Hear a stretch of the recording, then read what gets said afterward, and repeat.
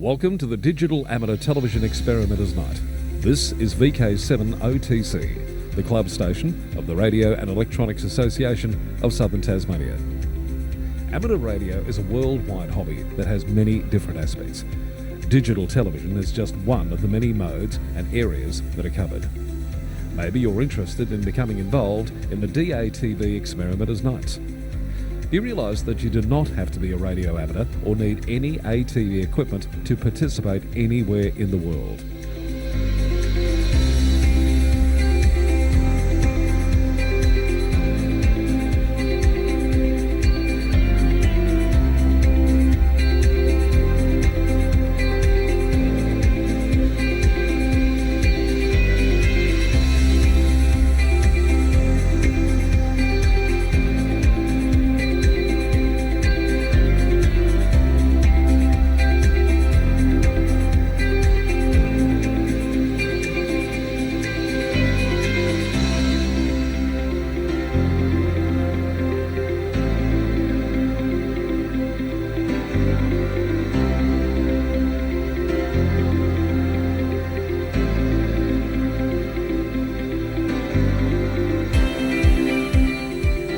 Also participate in the night by coming up to the Queen's Domain clubrooms.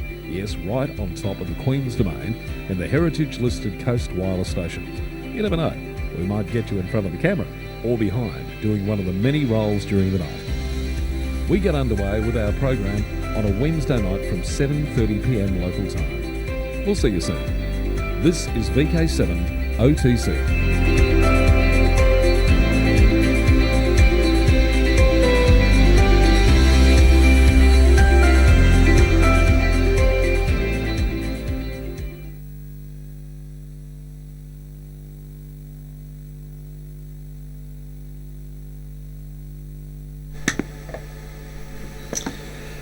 And this is VK7OTC, the club station of the Radio and Electronics Association of Southern Tasmania, with our Digital Amateur Television Experimenters Night. And we have a special program tonight, which is the Working from the Shack edition. So you're not, there's a bit of a craze at the moment working from home because of that something about a virus. But this is the Working from the Shack edition, so that we can practice physical distancing. We can stay in our favourite place, which is the shack, and we can interact in a couple of ways. And I've got repeater 2, so 146-700 set up here on the handheld, so you can call in on that. But also, if you're watching via streaming, if you go to the REAST website, and there is, under the events tab, there is a live stream link, and that's the easiest way that you can get to the YouTube stream. And on the YouTube stream, you can actually there's a chat channel down on the right hand side, so you can send in questions or hints or suggestions or whatever via the chat channel as well.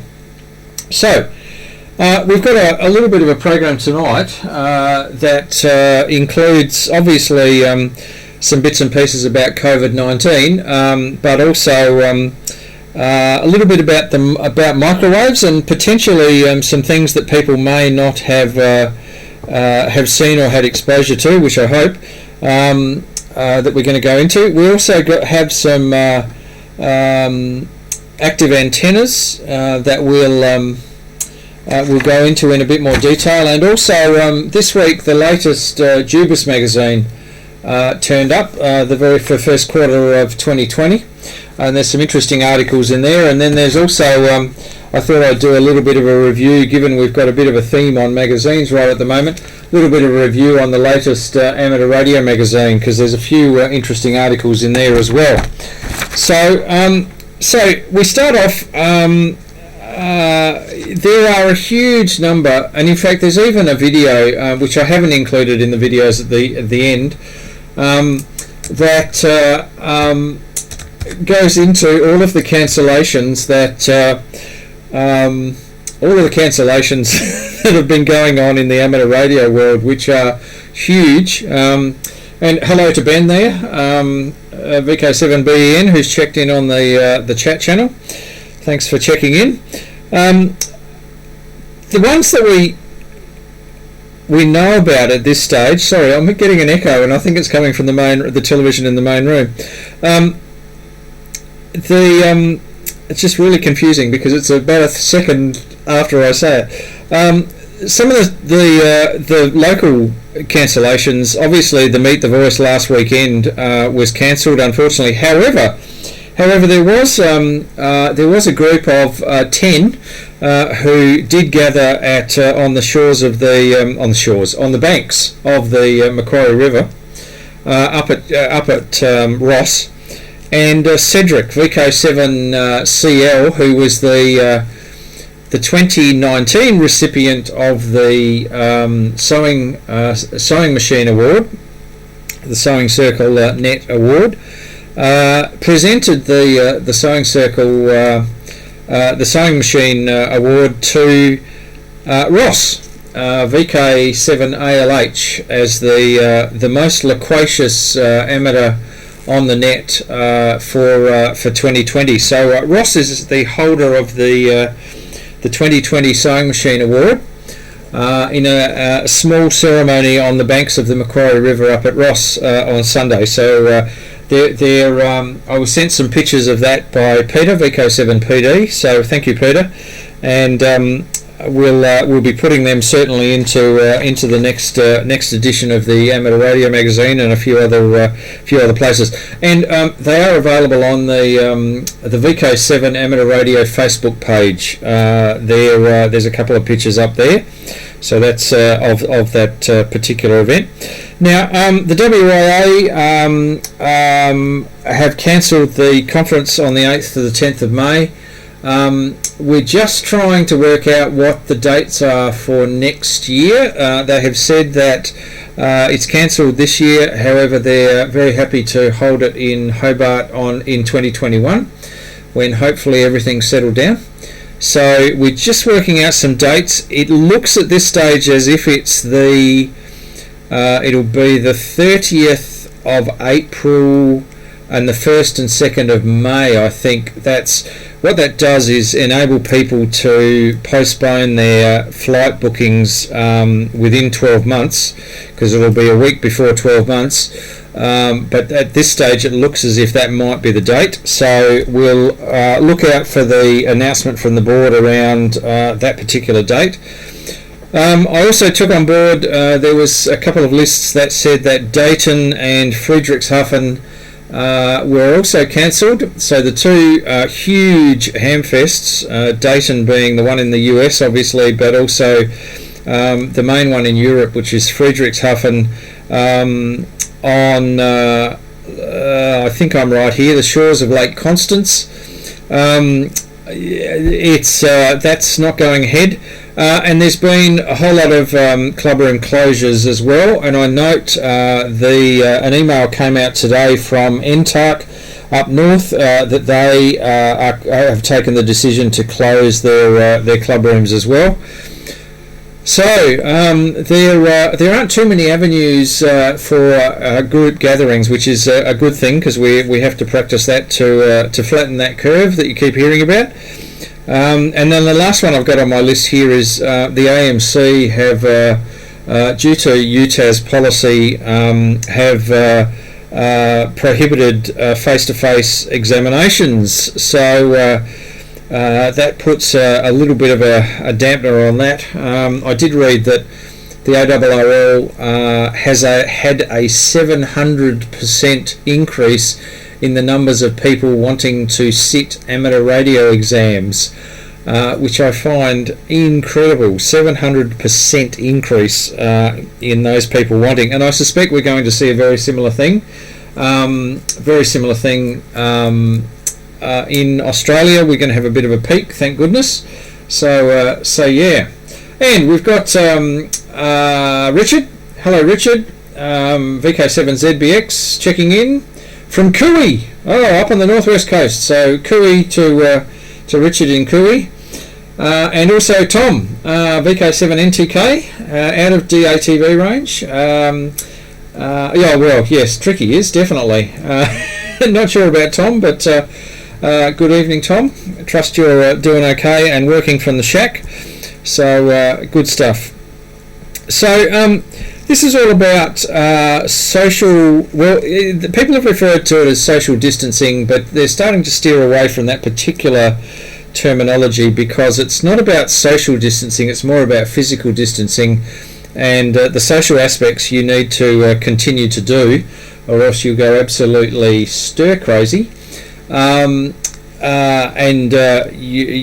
certainly don't want to get cabin fever or dare I say shack fever.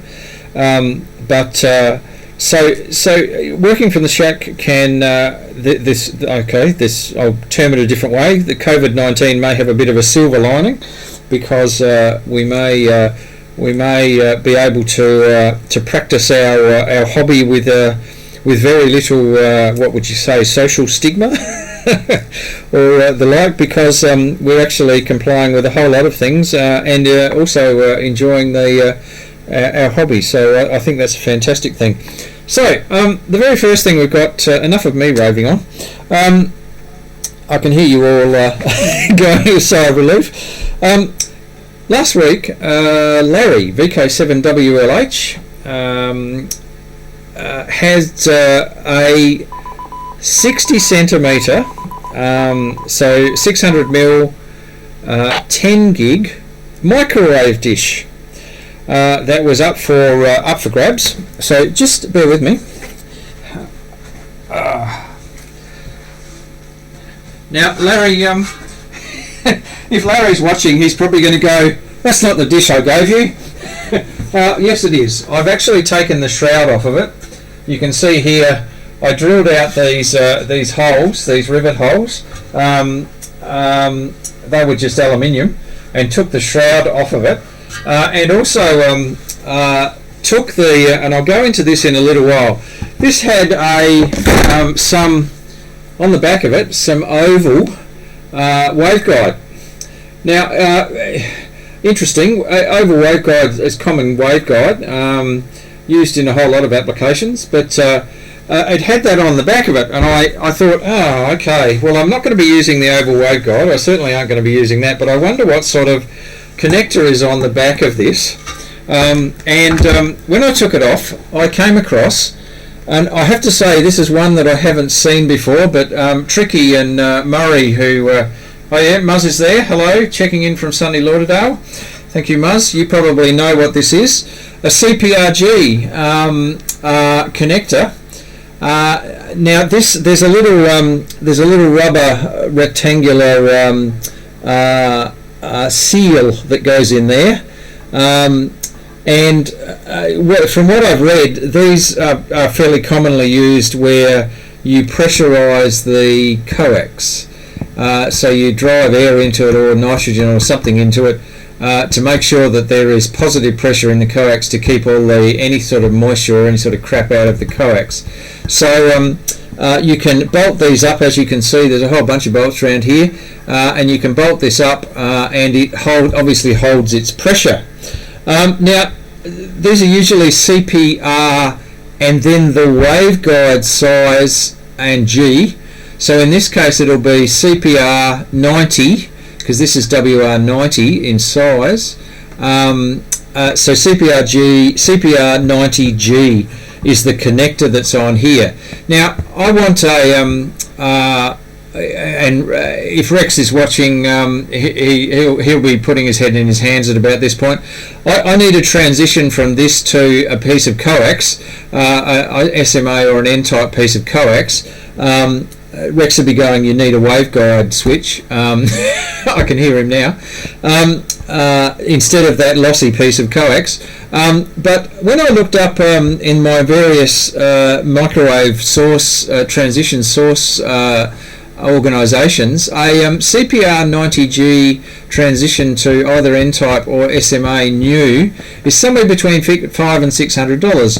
And I went, I'm not probably going to pay that. So the next thing is, I looked at what I had in my little bag of transitions. And I do have quite a number of WR90 transitions, but of course they are the what I class as the standard mounting arrangement with the 4 screws, and they come out to in this case it comes out to an N-type that's got an SMA adapter on it. But the thing is, that's WR90 and that's WR90, and so what we can actually do is, if we very carefully line those up, which I'll make up a little jig to line up the WR90 waveguide to make sure it's in the right place, and there is enough on that flange to actually drill the 4 holes to stick the transition on there. And in fact you can still put the seal in there, so you can make sure that it's weatherproof, and stick the normal transition onto the back of this, and given the price is right, namely that I already have one of these, I will go down that particular path. So that will get a 600mm. This is a 600mm aluminium. It's anodized aluminium, so very nice. It's not going to do anything nasty. It's got a shepherd's crook feed, as you can see. Quite a nice, quite a sturdy, and this mount is fairly heavy duty. It's quite weighty. If you undo those 4, you can actually turn the shepherd's crook to whatever angle you actually want it at, horizontal or vertical. So quite a nice little 600mm dish. Now I then started to look up. Now if we go to, we'll head to this one and this one. Now I came across, I was looking for what could I expect in the way of gain for, now let me just zoom in here a little bit. What could I look for in the way of gain?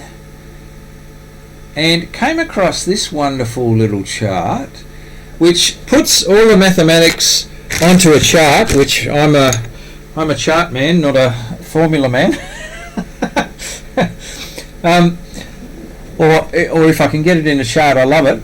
So this is all of the amateur frequencies, so 1296, 2305, 3457, 5761, 10369, 24139, 193.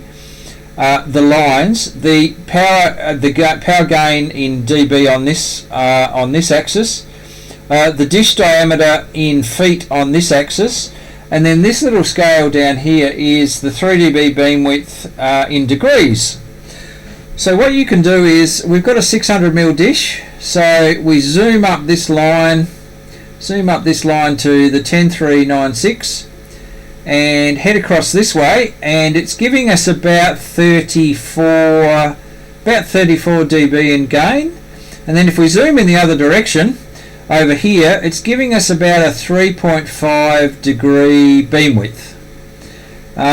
So just very handy little chart to, and I've put on here the metric in here. Very handy little chart that puts gain, frequency and beam width and dish diameter all on the one chart. So very handy, and this is fairly common. You'll find this in a lot of microwave books.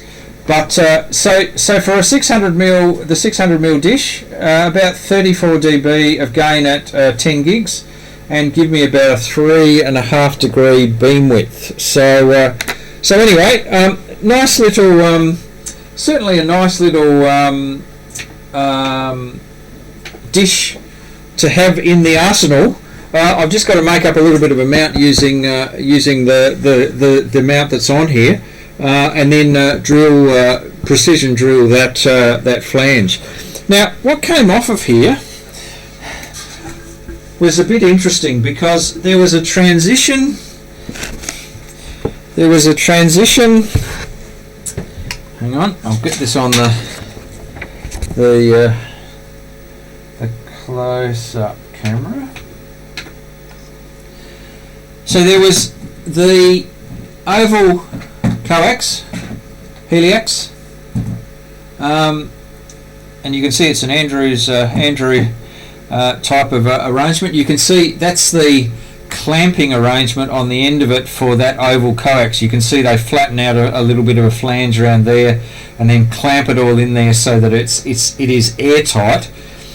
And then there's a rubber band that is the seal around there, and then that clamps onto a transition. Now this transition, it goes from the oval that clamps to, with some adjusting studs. There are 4 on the front and there are 2 on the back, and then it goes from the oval to the CPR 90G connector on the back of the dish. So this is, and you can see these are all the little adjusting screws for the stubs, so that you can get the VSWR down to an acceptable level. And it also has in here, if you pressurize, it's a way of, I think this is, you take that out to let the airflow out of here, and then once you're satisfied that everything's right and it's pressurized, you can put that in and then pressurize the coax. So that's an Andrews transition. It's all brass, solid, literally solid brass and all machined. So a beautiful piece of machinery, and that's how they get from the oval heliax into the WR90. So there you go. That's that's what came off the back of the dish. So we'll head back to here. So that's a little bit of what I've been getting up to with the dish. Now the other project that's been going on in the shack, and I have to say this is a resource tip shop purchase a little while ago. Actually, I walked into the resource tip shop and the first thing I saw was Yaesu FRA-7700. Now this is a little active antenna for HF. So it does just hang on, 45-second delay. Okay. All right. Thanks, Ben. Good stuff. No. No, yeah, it's sorry, Ben. I wasn't watching. Yeah, the waveguide switch. No, I can hear Rex saying I need a waveguide switch. if Rex is actually watching, actually he could watch via RF. Because line of sight. So yeah. But anyway, that's and it varies the delay, the encoding delay. Anyway. So this is a little active antenna. It has a telescopic antenna on the back of it, and it's got a couple of switches to obviously switch it on and switch through from broadcast to shortwave. There's a gain pot on it. There's a band switch on it which goes from 0.15 megs, which is fantastic because it goes down to 2200, almost down to 2200 meters, but certainly covers 630 meters. All the way up to 30 megs in switches, and then there is a tuning, a variable capacitor on a beautiful little vernier drive on the that you can do the tuning. Now it comes out. It came out to a 5-pin DIN connector on a lead, and also there were 2 shielded cables that came out on this little strain relief, and that basically went into the FRG 7700. So that was their receiver, one of their communications receivers. Now that's great if you've got an FRG 7700, you can plug it all in and it's fine. The problem is the FRG 7700. I don't have one, and so I managed to get a circuit off the net to find out what these 2 shielded cables went to, and basically one was the power on off back to the receiver, and also a switch back to the shortwave and broadcast part of the receiver. So that's it basically switches the sensitivity of the receiver. And then the other one was the cable that went to the 5-pin DIN socket, it's so I looked at this and I went, well, hang on, okay, what voltage does it run off? It runs off 9 volts, so I normally run off 12 or 13.8. So you'll notice that there's an Anderson connector now on here, and there is a little. I built up a little LM317 regulator. That, just let me head to the that's it. Oh, that was a bit of a rough transition, sorry about that. So I built up a little board. This has got the LM317 regulator on it, which is basically taking it from 12 or 13.8 volts down to 9. It goes into here, and that's on a little bit of matrix board that I've stuck in there. I put a BNC on the back of here, so that this is the signal that comes out of the active antenna, goes to a BNC which goes to the receiver, and then there is the other cable is the power cable, which is just on an Anderson connector.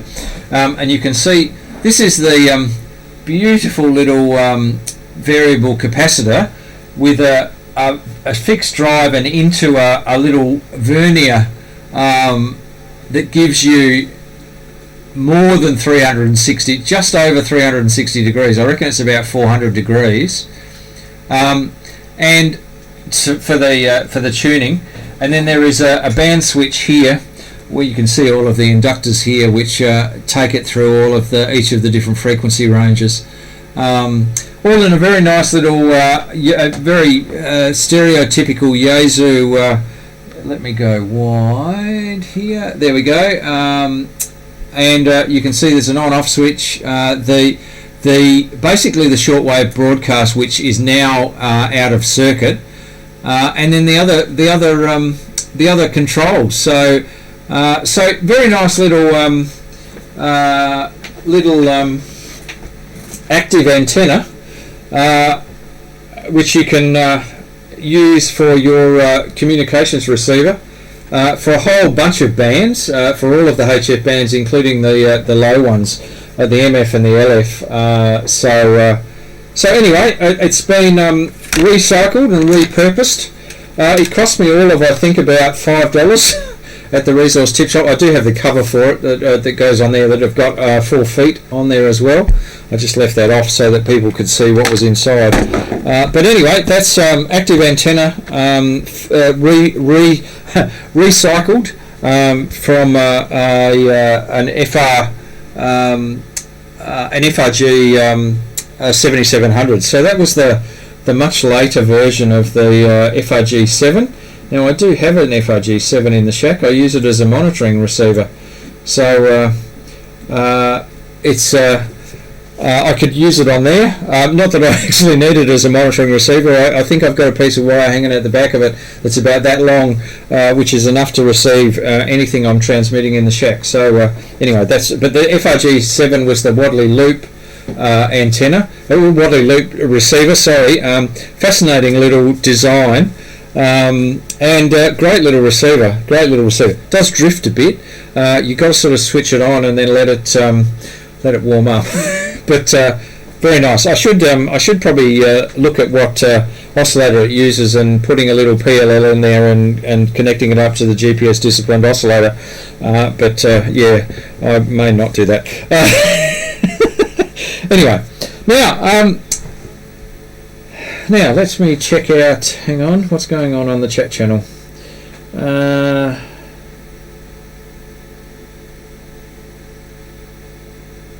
Okay, Muzz is on stream only, that's fine. Yes, thank you, Ben. Yes, that was a very nice amateur radio find at the South Hobart Resource Tip Shop. So there you go. And they did post on Facebook the other day a couple of their people fully kitted up in their PPE, full overalls and face mask and everything. So they were well and truly prepared for the the virus onslaught. So last weekend, a wonderful self-isolation activity, and a self-isolation activity of that involved playing radio. So those people who knew about this, just let me go to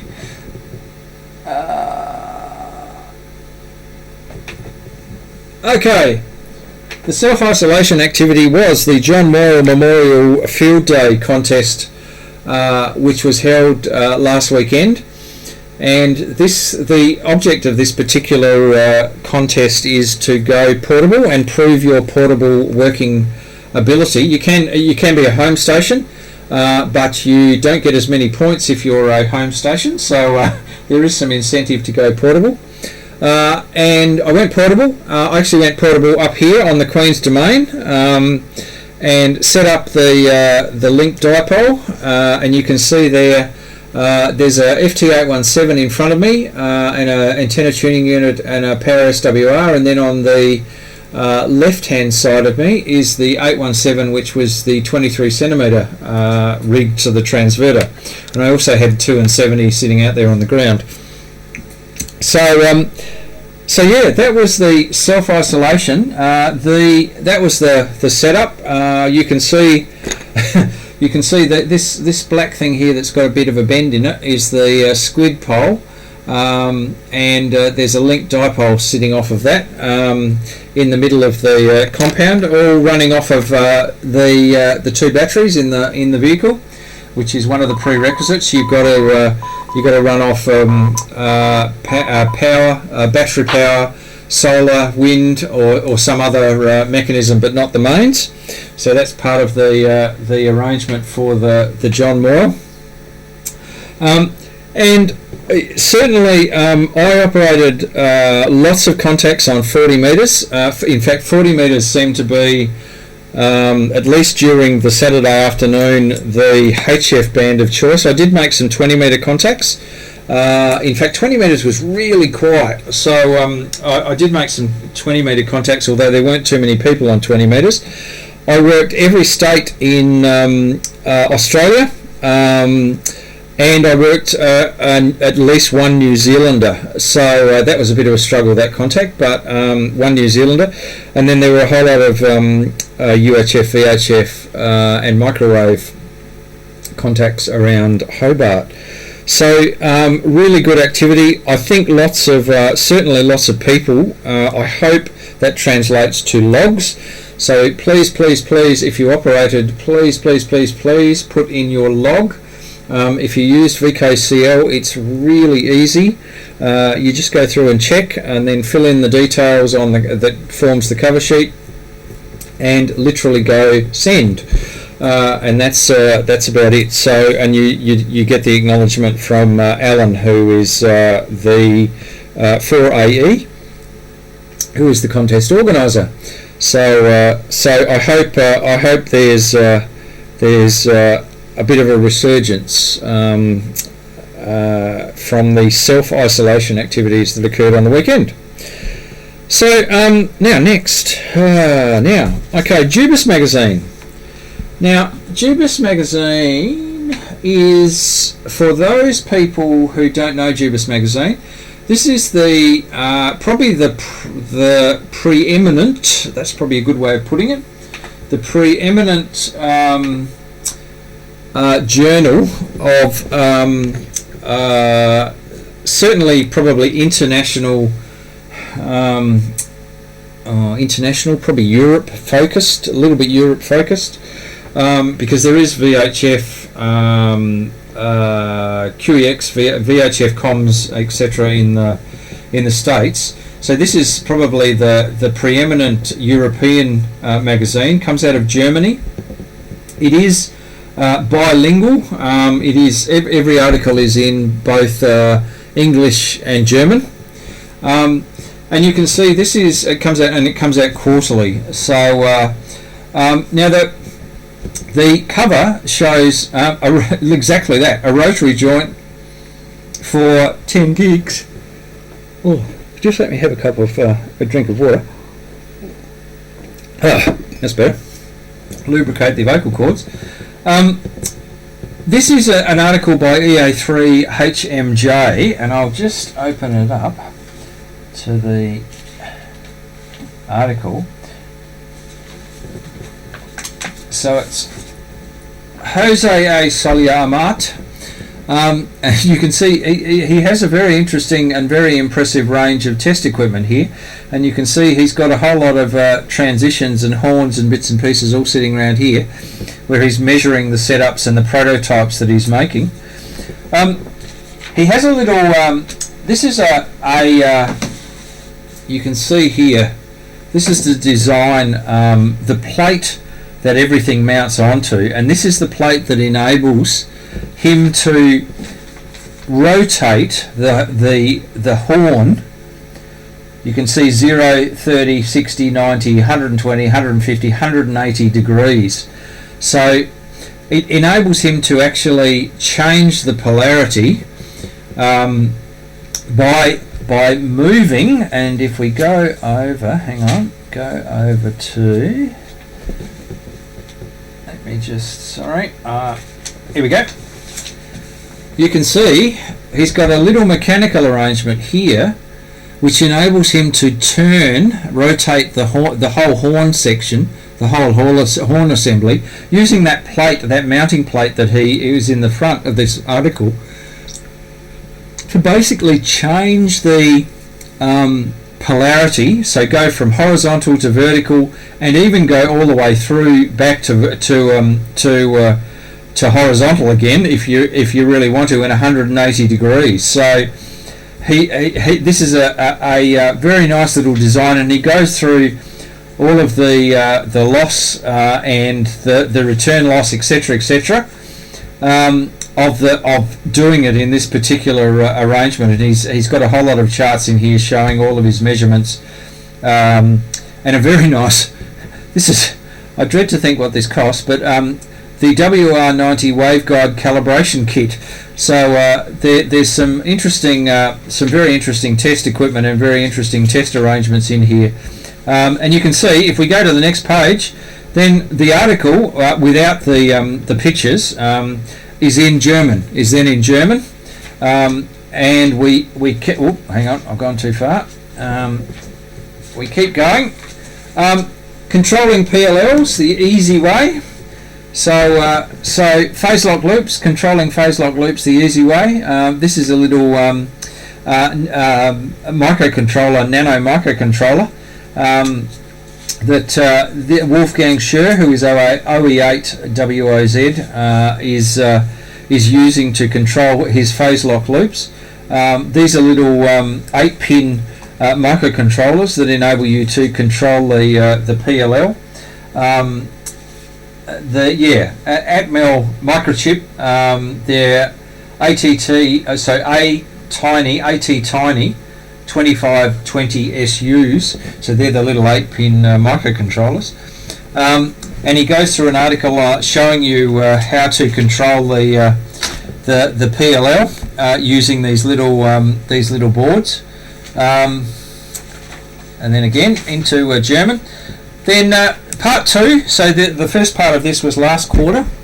Part 2 from Dmitry Fedorov about noise test labs, and specifically he goes into the measurement of noise with software-defined radios. And the way that you measure it is a little bit different with software-defined radios.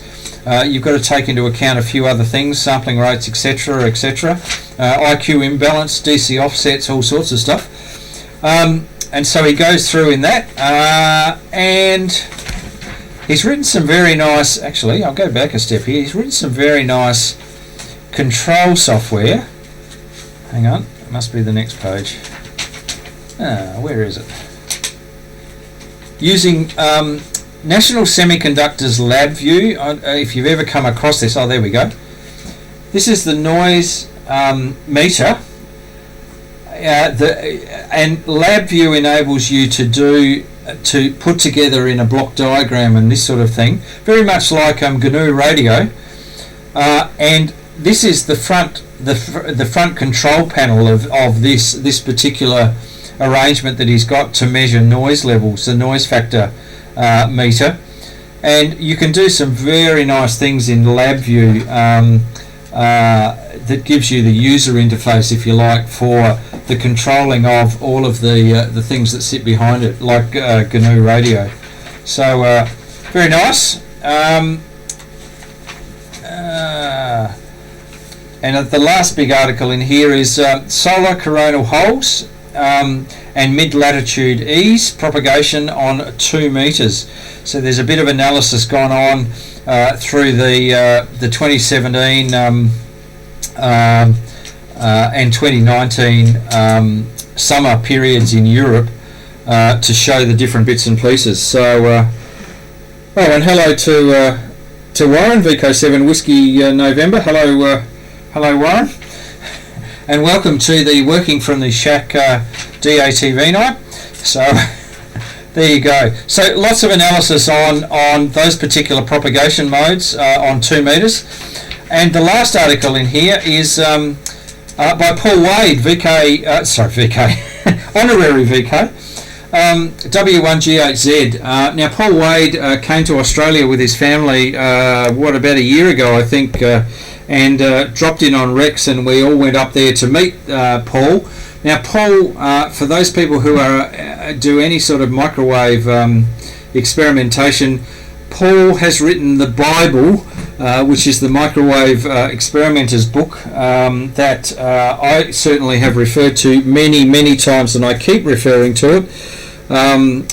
So his documentation and the things he's been experimenting with are pretty legendary. So he's talking about here the 46 gig transverter that he got from Kuhn from DB6 NT, and then he talks about the waveguide couplers, cross guide directional couplers, and he goes into a little bit of history here of how they used to do how they do these things with waveguides, and you can see different types of techniques. The Merino cross guide directional coupler sketch. So this is how you couple the 2 bits of waveguide for measurement, directional measurement. And you can see the GJ Wheeler cross guide directional coupler. So these are the round holes versus the crossed holes. And the machined round holes, this is a 24 gig WR42 waveguide, and he's got some measurements here about return loss, insertion loss, the coupling and the reflected, so basically the leakage through those holes. Some round holes, this is where they've taken these two apart. They were cross coupled.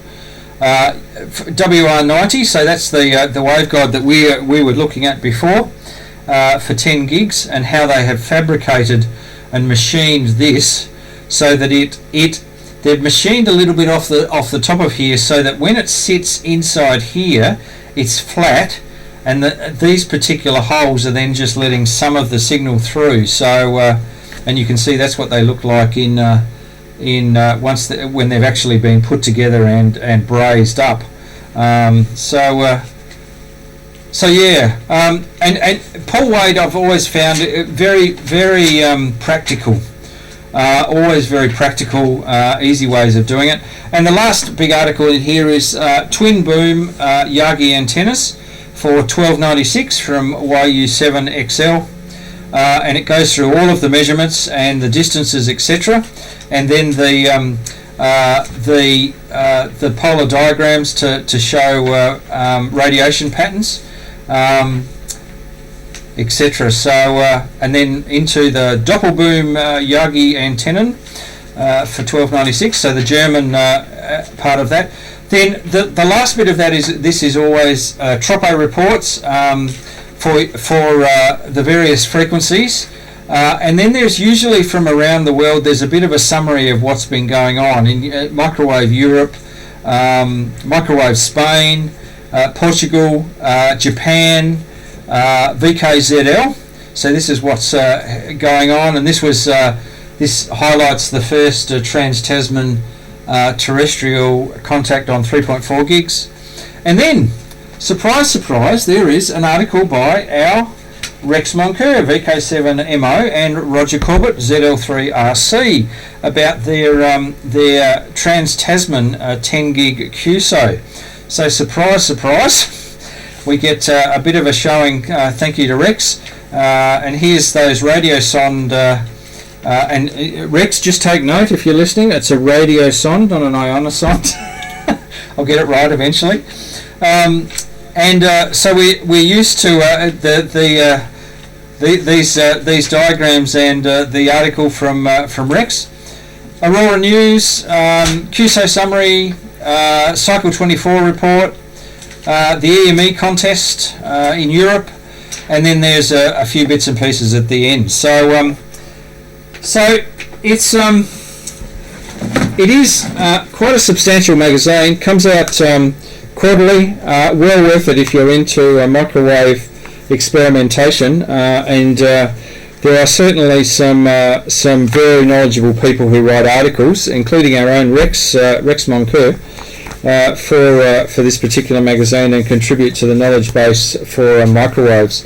So absolutely fantastic.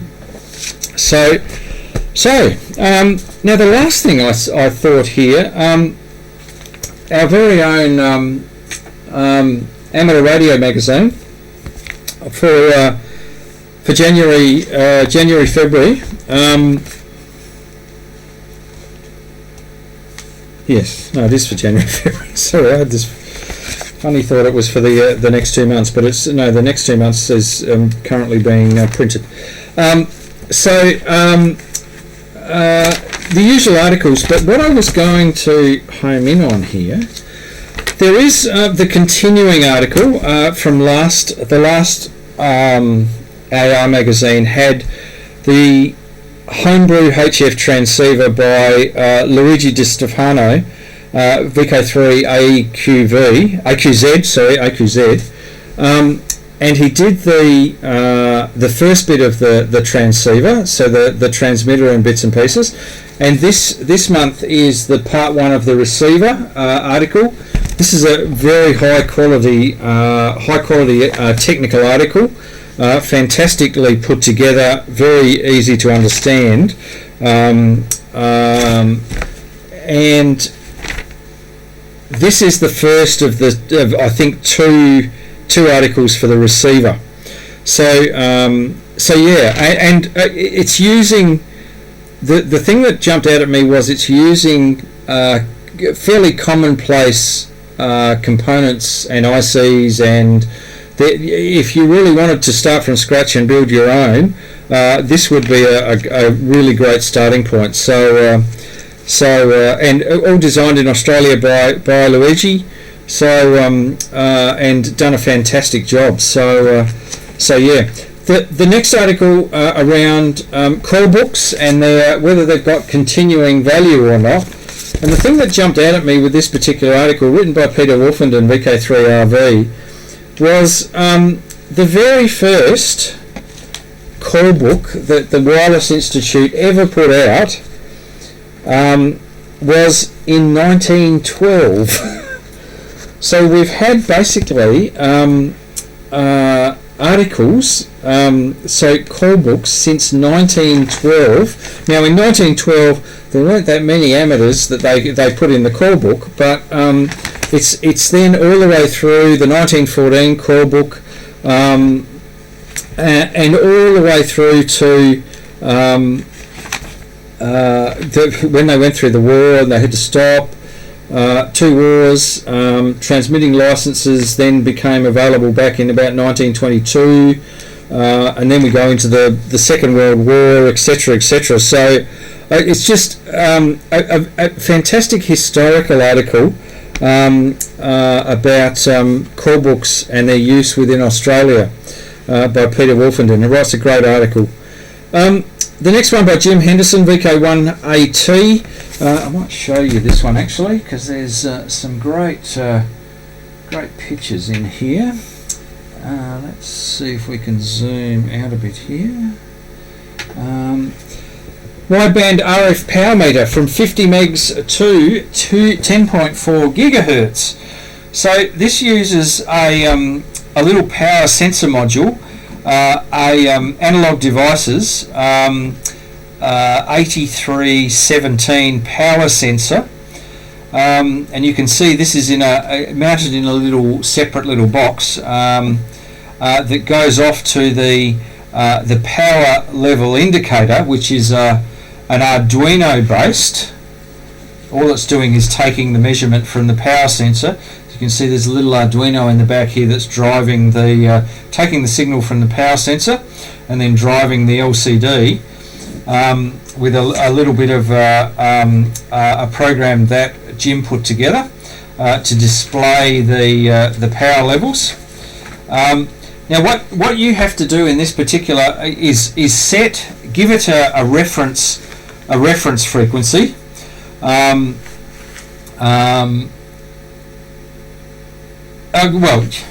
You're measuring the power, so you need to actually give it some sort of RF signal, which is what Jim's doing in this particular case. Is he's got his own signal generator sitting here, which he's got on 10.368, and he can dial in. This is obviously a DDS of some sort, and he can dial in the frequency, which he then pumps into here. There's a lead that comes out into here and goes up into his microwave power meter, and you can see if I zoom in here.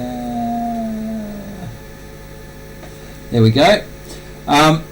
Minus 9.5 dBm, and it's measuring the frequency as well. So that little chip must be measuring frequency as well and giving the frequency.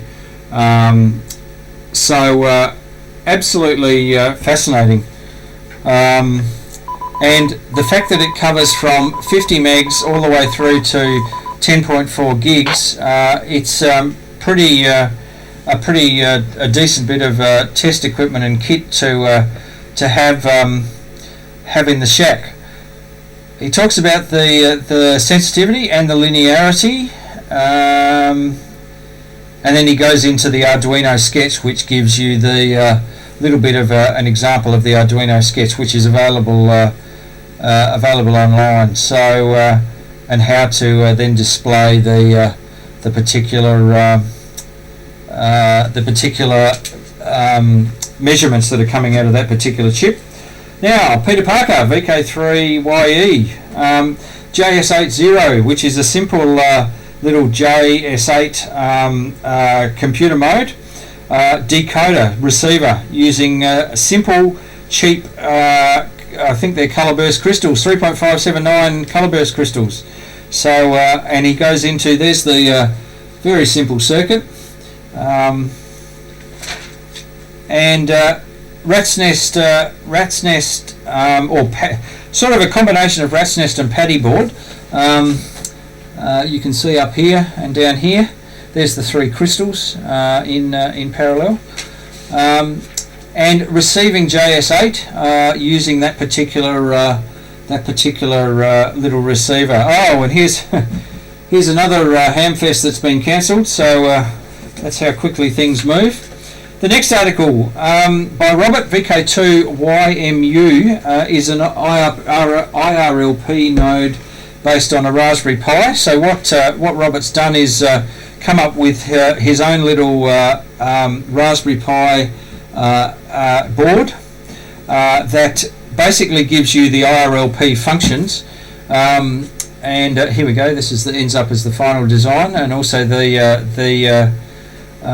will be the DTMF decoders and opto isolators and all of that that plonk onto the top of a Raspberry Pi and give you an IRLP or a Pi RLP node, and he goes into the circuit diagram there. So yeah, we'll just go back to. So there are a couple of the technical articles that are available in the latest AR magazine. And just to show you the double page spread for the WIA conference in Hobart, which should have a big cancel sign across it. The other things that appear in here are the VHF UHF report, An Expanding World by David Minchin, VK5KK, who talks about what's going on in VHF and UHF. Kevin Johnson, VK4UH, is the Meteor Scatter report.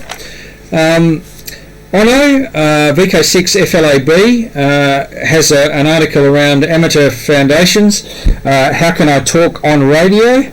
So that's a one page, and then we go into the club news. So this is each state puts in their Luke Steele with DX Talk. So this is operating DX and the various stations that are on interesting islands around the place. VK Soda and Parks by Alan Harvey, VK3ARH.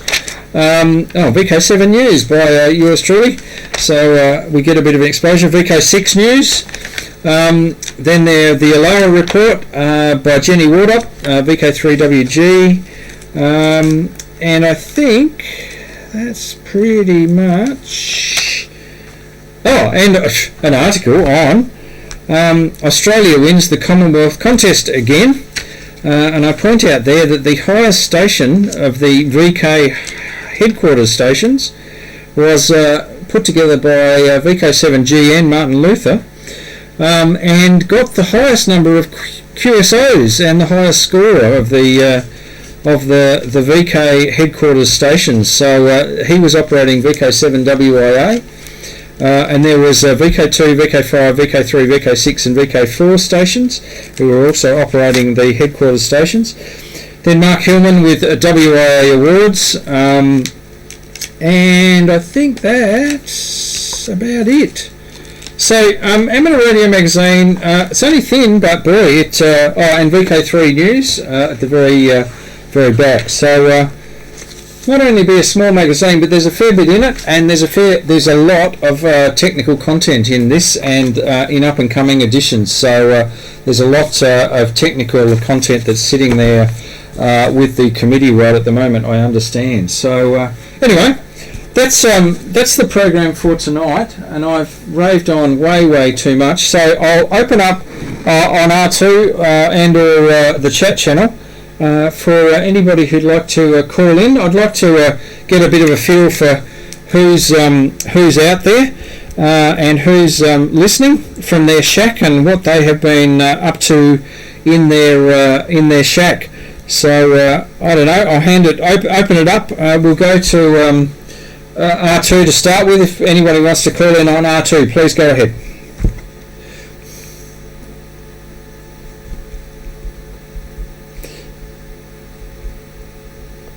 I'll wait for the delay. All right. Anybody? Okay, I had a bit of noise there. This is VK7OTC, just putting out a call for any comments for our Working in the Shack DATV Experimenters Night edition. Please call in.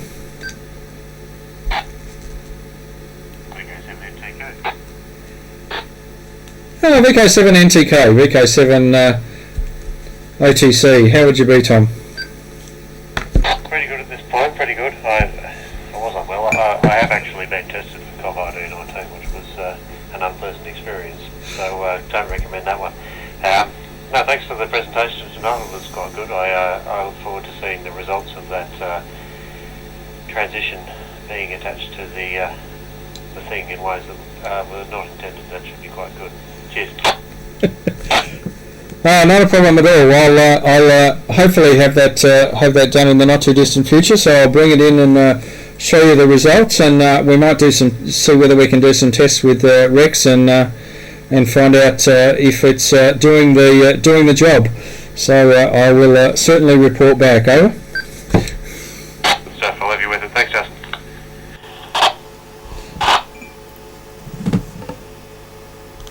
Anybody else on R2? Over.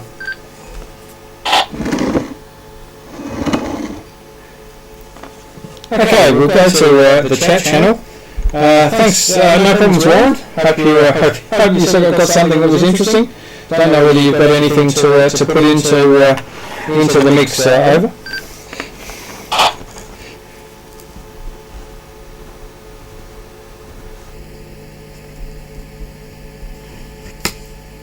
No, don't think so. Anything from Ben, VK7BN?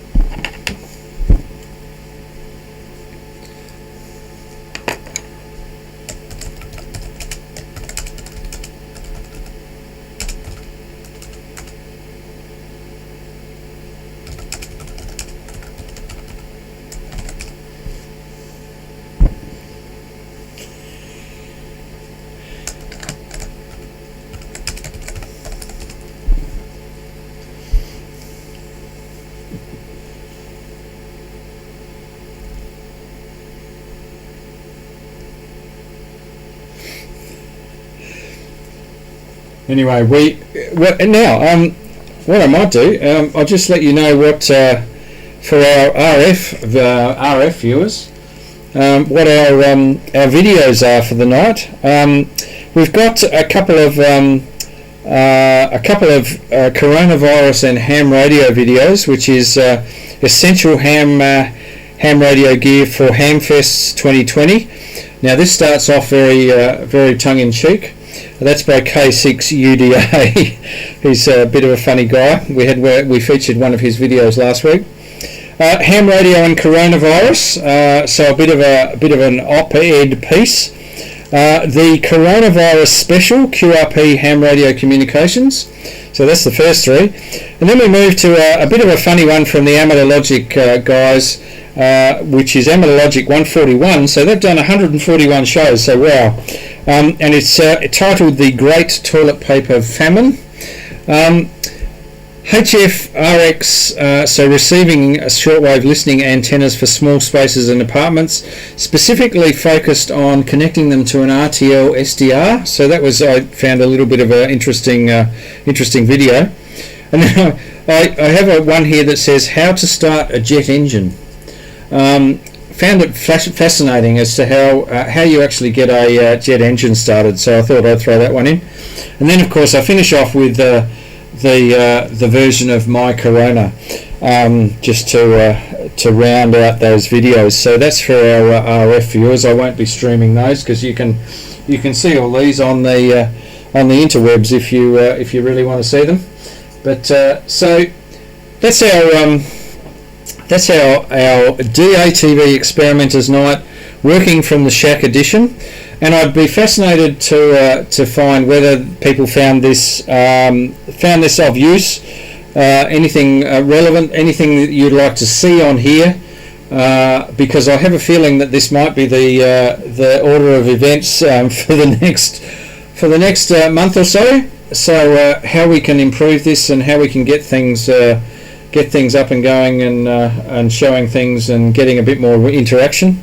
We probably have to press into service the higher power amplifier for the ATV transmitter to get the signal out a bit further from an RF point of view. So we might look at that as a bit of a project that we can do, so that we can get some limit power on our ATV signal and see whether we can't get into those nooks and crannies around Hobart. Anyway, I'll call it quits at that. Thank you for all those people who were on the chat, and also the people who called in. We'll, I hope, do this all again next week. And so if you've got some suggestions for what you'd like to see, please shoot an email through, and I will endeavour to get some things that are on here that are interesting and relevant to people who are watching. So yeah, so this is VK7OTC, the club station of the Radio and Electronics Association of Southern Tasmania, with our DATV Experimenters working from the Shack edition. and we'll see you all again next time. 73.